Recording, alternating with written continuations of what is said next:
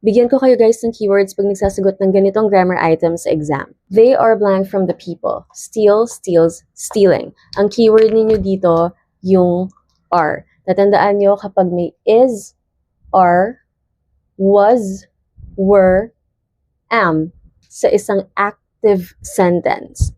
Ang laging kasunod niya, ing form ng verb.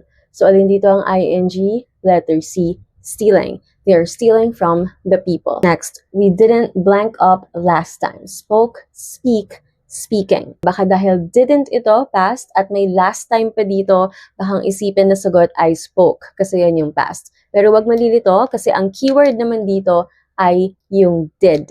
Tandaan, kapag may do, does, did sa sentence mo, ang kapartner niya dapat na sumunod na verb ay nasa base form lagi. Base verb yung walang S, walang ES, walang ING, basta yung original form niya, yun yung base. In this case, ang base form ay letter B. We didn't speak up last time. Tandaan ha, do, does, did, or kahit na don't, doesn't, didn't pa yan, laging base form ang kasunod niya. Lastly, I have blank how corruption kills. Huwag niyo nang pansinin tong kills kasi hindi naman siya kasama dito sa verb phrase na tinitignan natin.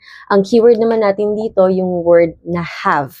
Tandaan, basta may has, have, or had.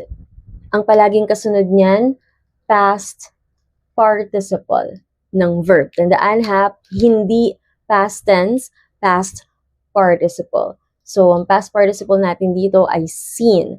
I have seen how corruption kills. And again, kahit hasn't, haven't, hadn't pa yan, negative form, past participle pa rin. Yan, sila yung mga basic rules na dapat master nyo.